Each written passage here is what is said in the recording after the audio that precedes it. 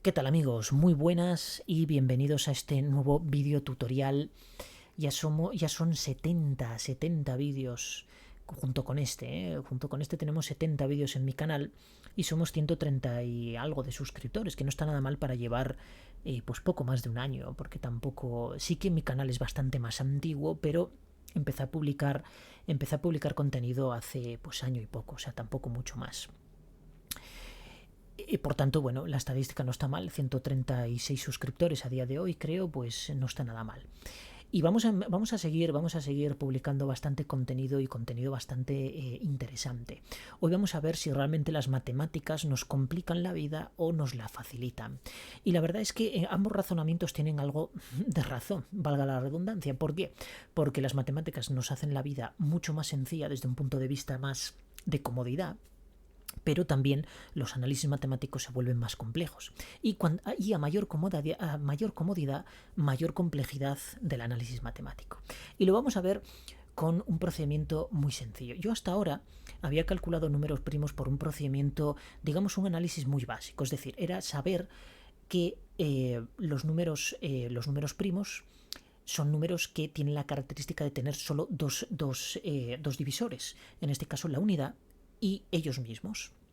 Entonces, si nosotros iteramos por toda la serie, es decir, por toda la serie que forma parte de los menores de ese número primo, imaginaos el 11, entonces iteramos desde el 1 hasta el 11 y lo dividimos vamos dividiendo todos esos números entre 11, pues todos aquellos cuyo residuo sea igual a 0, naturalmente son divisores, y todo el resto no lo son. Entonces luego convertimos eso a una matriz binaria y por último, pues lo que hacemos es sumarlo, y si da 2, hacemos una comparativa y tenemos número primo. Sin embargo, cuando tenemos eso funciona muy bien con una serie pequeña, del 1 al 10, del 1 al 100, prácticamente no vemos sacrificado el tiempo de ejecución. El problema es cuando tenemos una serie muy larga. Por ejemplo, imaginaos 10.000 números como he creado aquí. Aquí tengo una serie de 10.000 números, va del 1 hasta el 10.000.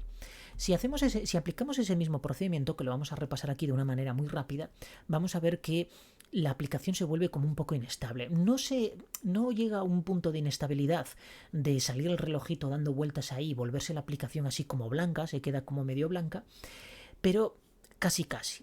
Naturalmente, si en vez de 10.000 utilizáramos 1.000.000, pues seguramente la aplicación se volvería totalmente inestable porque ya tiene que iterar 1.000.000 de veces. Y eso es una barbaridad. Y se puede reducir de una manera muy considerable utilizando una analítica matemática que se conoce como la raíz del número primo. Entonces, la raíz de un número primo casualmente nos devuelve siempre un número, el resultado, me refiero, nos devuelve siempre un número irracional. Hay muchos números irracionales y trascendentales en matemáticas, como pi. Realmente pi 3,14, 15, 9, 8, lo que sea, pero sabemos que hay infinitos decimales de pi. Lo mismo pasa con la base de los logaritmos neperianos, con e. Pasa también con el número áureo, pasa también con la raíz de 2. Pero es que da la casualidad de que la raíz de 2 es un número primo. Y la raíz de 2 nos devuelve ese número racional. Y casualmente la raíz de 3 también, y la raíz de 5, y la raíz de 11, y la raíz de todos los números primos. Todos los números primos nos devuelven un número decimal cuya parte decimal tiene infinitos decimales. Entonces nos vamos a basar precisamente en este análisis, que es bastante más complejo, digamos, porque bueno, tiene ahí, relaciona el número de divisores de cada uno de los números, etcétera, etcétera. Lo podéis revisar por internet, pero reduce el tiempo de ejecución de una manera brutal, y lo vamos a ver. Vamos a hacer la primera metodología, que es iterando por todos los inferiores del número, y por tanto vamos a poner aquí un número 11 para analizarlo inicialmente y hacer el análisis pues con un número del que veamos algo, ¿de acuerdo? Porque con la unidad poco vamos a ver. Entonces voy a poner igual, voy a utilizar la fórmula residuo. Recordad que esta fórmula lo que nos devuelve es el resto de una división. Si el resto es 0, naturalmente esos números son divisibles, ¿de acuerdo? En el caso de que nos devuelva un residuo, lo que se conoce también en matemáticas como módulo, de hecho la representación en matemáticas es mod, pues naturalmente esos números no son divisibles.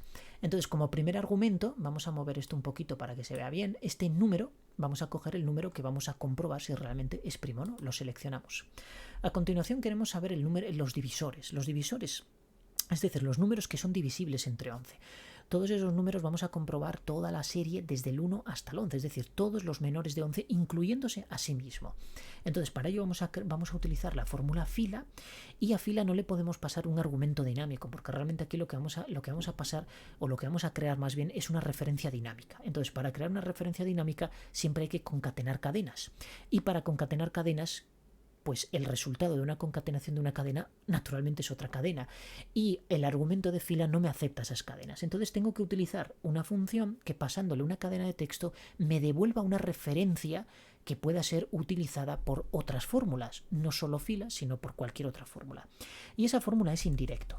A indirecto le vamos a pasar esto, que es realmente la cota inferior de nuestro rango, o el primer elemento de una matriz vectorial. En este caso es un vector, es porque va a ser una matriz vertical de una sola columna, y a continuación con el ampersand lo vamos a concatenar precisamente con el número que estamos evaluando como primo. De esta manera yo voy a crear una matriz de 11 elementos.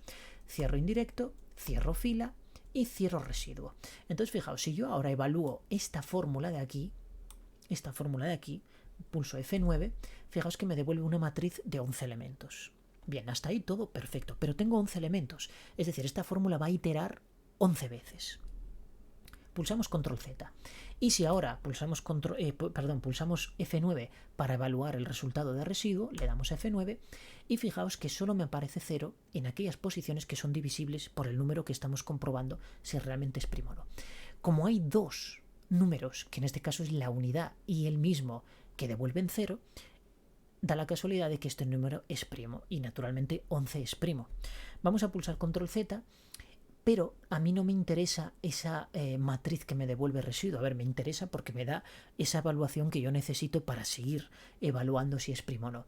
Porque fijaos que me da dos posiciones en las que son 0 y luego los residuos de las divisiones de todo el resto de números de la serie. Entonces, para evaluar esto, yo tengo que comprobar aquellos elementos de esa matriz en los que sea 0. Es decir, voy a obtener una matriz booleana. Si pulso F9, fijaos que obtengo una matriz en la que solo aparece verdadero en aquellas posiciones en las que se cumple esa condición que acabo de escribir, es decir, que el resultado de la función residuo sea igual a 0. Entonces me devuelve verdadero en la primera posición y me devuelve verdadero en la última posición, y todo el resto son falsos. Entonces, si yo ahora convierto esta matriz booleana a una matriz binaria, que la puedo convertir de dos formas. En el método 1 voy a utilizar una forma, y en el método 2 voy a utilizar otra forma. Una forma bastante, particular es negar dos veces y luego encerrar todo el resultado que me devuelve residuo entre paréntesis. Si yo ahora evalúo con F9, fijaos que ya tengo la matriz, es decir, ya tengo una matriz booleana. Perdón, booleana no, una matriz binaria. Entonces ahora puedo utilizar la función suma, pero el problema que tiene la función suma es que yo tengo que, como estoy trabajando con matrices, y la función suma sí que acepta rangos, pero no trabaja muy bien con las matrices estas explícitas. Entonces tengo que pulsar control shift intro para evaluar esa matriz. Sin embargo, si uso suma producto, que funciona de otra manera diferente, sí evalúa esa matriz sin necesidad de pulsar control shift intro. Entonces voy a utilizar suma producto, y le voy a pasar como primer argumento el resultado que me devuelve, es decir, mi matriz binaria. Le doy, cierro aquí, y fijaos, si yo ahora pulso función F9, F9, me devuelve 2. Por tanto, 11 sí que es primo. Perfecto. Control Z, y ahora lo único que hago es evaluar si la suma producto, es decir, si el resultado que me devuelve esta fórmula es igual a 2. Entonces, de esta manera, yo pulsando intro me despreocupo de pulsar control shift intro, etcétera, etcétera. Pulso intro y fijaos que me devuelve verdadero. Bien, ahora viene la magia. O bueno, más bien la magia, pero al revés, ¿no? La magia negra.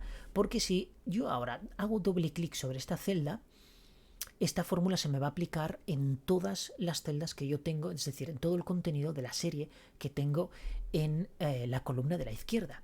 Y va a ser cuando mi aplicación se va a volver un poco inestable. Y además, aquí, en esta parte inferior derecha, va a aparecer una barra de scroll y un porcentaje diciéndome que está empleando tiempo, ¿de acuerdo? Está empleando tiempo de ejecución. ¿Por qué? Porque aquí itera 11 veces, pero más abajo va a tener que iterar 100, va a tener que iterar 1000, va a tener que iterar 10.000, 9.999, en fin, una iteración bastante elevada. Entonces, si yo ahora le doy a intro, hago doble clic, fijaos que se me bloquea ahí y aquí empieza el porcentaje. Bueno, no sale barra de progreso, sale un porcentaje y me ha calculado todo esto. Vale, perfecto. El problema es que cuando yo aplique nuevas fórmulas, Excel recalcula de nuevo y entonces va a invertir tiempo y tiempo y tiempo. Y al final esto puede llegar a un momento en que se me vuelva un poco inestable. Bien, vamos a borrar todo esto fuera. Y entonces vamos a hacer el segundo método utilizando esa raíz cuadrada del número primo. A ver si realmente es más efectivo en tiempo o no lo es. Entonces vamos a empezar exactamente igual. Vamos a utilizar la función residuo, la fórmula residuo. Como primer argumento le pasamos el número primo y a continuación le vamos a pasar una nueva serie exactamente igual, con fila, con indirecto. Va a empezar en 1 también y lo vamos a concatenar con la raíz cuadrada de este número. ¿De acuerdo? Pero la raíz cuadrada no me sirve. Realmente a mí lo que me sirve... ¿Por qué? Porque la raíz cuadrada me va a devolver un número que va a ser decimal. Y la función indirecto coge lo que sea, porque realmente, va a coger una cadena de texto y es posible que la acepte. El problema es que fila no me lo va a aceptar. Y probablemente indirecto tampoco me lo acepte porque crea una referencia, y una referencia con parte decimal, pues no tiene sentido, porque no nos deja Excel. Bien, entonces, lo que vamos a utilizar es la fórmula truncar. Truncar básicamente lo que hace es elimina la parte decimal y se queda únicamente con la parte entera. Es decir, si la raíz de 11 es 3, lo que sea, se va a quedar con el 3 y va a eliminarme toda la parte decimal, que es justo lo que queremos. Vamos a utilizar entonces la raíz y le vamos a pasar como argumento pues el número que estamos evaluando como primo. Cerramos raíz, cerramos truncar, cerramos indirecto, cerramos fila y cerramos residuo. Perfecto, entonces vamos a evaluar el resultado que nos da fila. Pulsamos F9 y fijaos que ahora en vez de 11 iteraciones como teníamos antes tenemos 3. Se ha reducido a 3 para obtener el mismo resultado. Curioso, ¿verdad? Bien, pulsamos Control Z. A continuación tenemos que evaluar si esto es igual a 0, es decir, yo tengo que evaluar exactamente lo mismo. Naturalmente el resultado de la fórmula residuo va a tener 3 elementos también, y en este caso solo en uno de ellos me va a devolver un 0. Si es primo, si el número es primo, si no, pues naturalmente me devolverá más ceros. Fijaos, como 11 es primo, si yo pulso función F9, me devuelve 0, 1, 2. En este caso, como vemos, tan solo en la primera posición hay un 0 y en el resto, entonces yo ahora, si es primo, no puedo evaluar igual a 2, sino tengo que evaluar igual a 1. Pero inicialmente sí que tengo que transformar exactamente lo mismo. Primero matriz booleana, luego matriz binaria, suma producto y evalúo a 1. Entonces, hago igual a 0, pulsamos F9, si os dais cuenta tengo la matriz booleana, pulsamos Control Z y ahora, en vez de hacer el menos menos y encerrarlo entre paréntesis, lo voy a cerrar entre paréntesis, pero el segundo método es multiplicar por 1. De hecho, en mi curso básico intermedio de Excel creo que ya expliqué esta transformación de una matriz booleana a una matriz binaria.